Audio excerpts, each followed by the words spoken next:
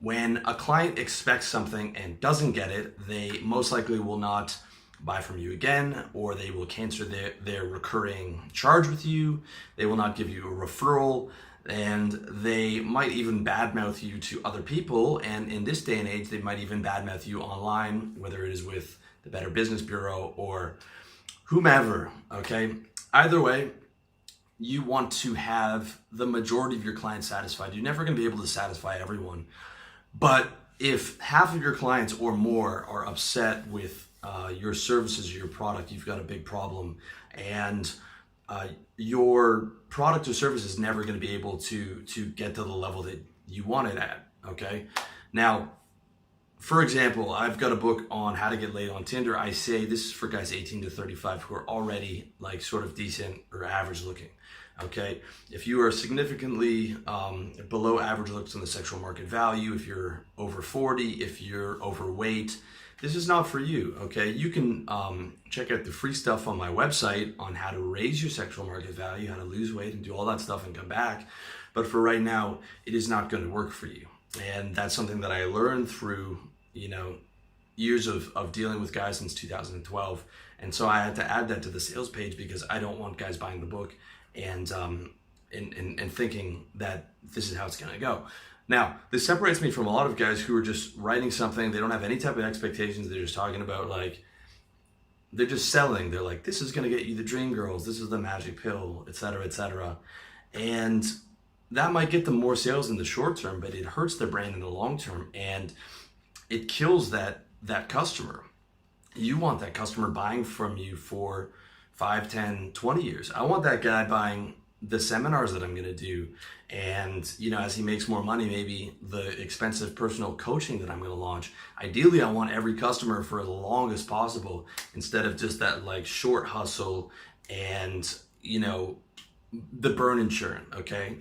It really comes down to building a brand versus a hustle. Now, if you're working for someone else, if you're working for a corporation in a sales job, your hands might be tied. Okay. I work for, a lot of corporations, and it almost always, I was never able to manage the client's expectations to the way that I would have wanted it to, because I'm like, I know the back office is probably going to mess up their invoice, but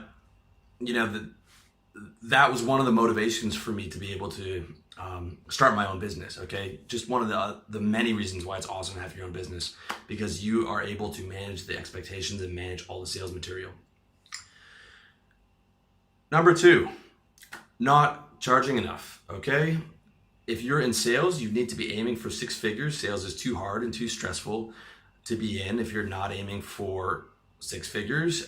If you are in your own business, you definitely need to be aiming for 6 figures, because not only do you have to sell, but you have no safety net and you are taking a lot more risk and you're working a lot harder and working a lot more hours. Also, guys, the way the economy is right now, and with everyone living on credit, if you don't want to live on credit and you don't want to, and you want to still be comfortable, you gotta be aiming for 6 figures, if not more. If not, 150, 200. This is all living life at the optimum. That's what we're about, and it costs money. Okay, so if you're not charging enough, if you're charging $30 an hour, dude, you're gonna be broke. There's no doubt about it. If you're in a coaching business or in an hourly rate business, $100 an hour is the minimum you should be charging. Okay, that's the minimum. Ideally, you should be charging 200, 300. A guy by the name of Dan Locke, who's a good performance coach, he charges $5,000 for the original consultation. He charges $100,000 for the year. Dan Pena charges $20,000 for his 5-day seminar. Tony Robbins charges $1 million for a year. He only works with 5 clients. All right, that's $5 million from 5 clients.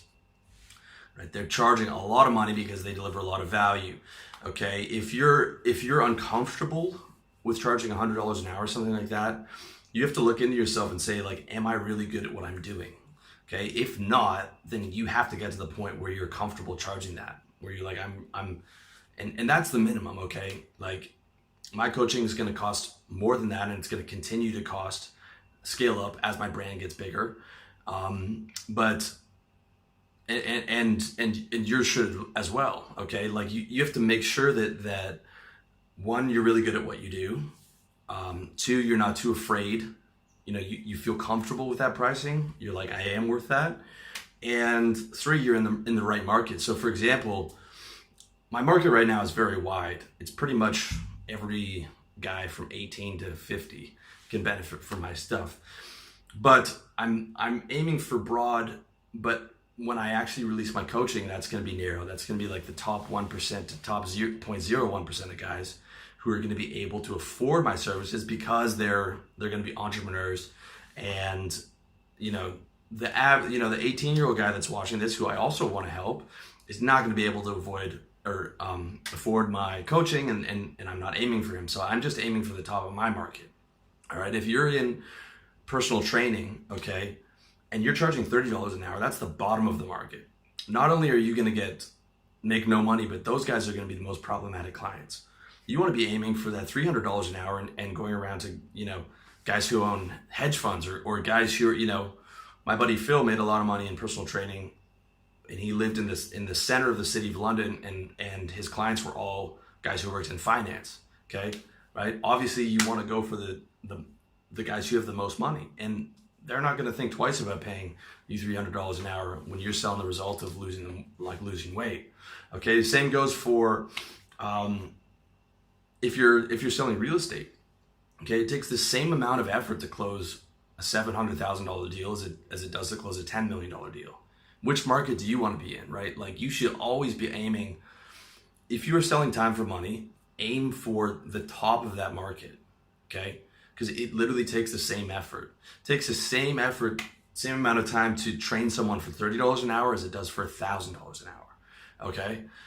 That's the reality of it. And if you're not charging enough, it either comes down to two things. Like, you feel wrong about charging that much, which is okay if you're not good enough. But if you are good enough, you should feel very comfortable in what you're charging.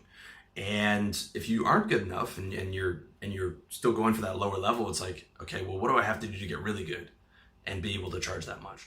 Because otherwise, I don't think you should be in that business. Yes, there's plenty of people charging $30 an hour, okay?